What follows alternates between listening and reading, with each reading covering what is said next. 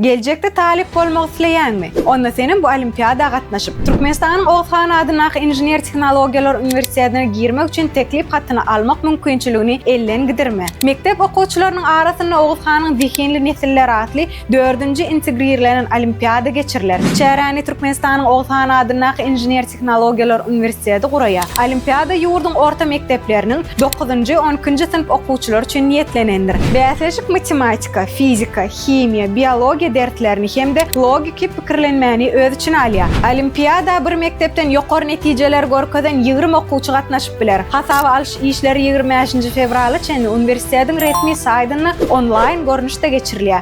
Olimpiada 3 tapgyrdan etrap, vilayet we döwlet tapgyrlaryna guralar. Ähli tapgyrlar türkmen we ingliz dillerine geçiriler. Bäsleşigiň 1-nji tapgyryny 10-njy 17-nji martda, 2-nji tapgyryny 8-nji aprelde geçirmeklik meýilleşdirilýär. Jemleýici tapgyr bolsa iýun aýyny Aşgabatda geçiriler. Yeňijiler diplomlar, gymmat bahaly sowgatlar hem de ýokary okuw mekteplerine girmek üçin teklip hatlar bilen syýlaklanar. Sizi dünýäniň hem de ýurdumyzyň täzelikleri gyzyklandyrýarmy? Onu Türkmen portaly bilen galyň. Bize agza bolmagy unutma.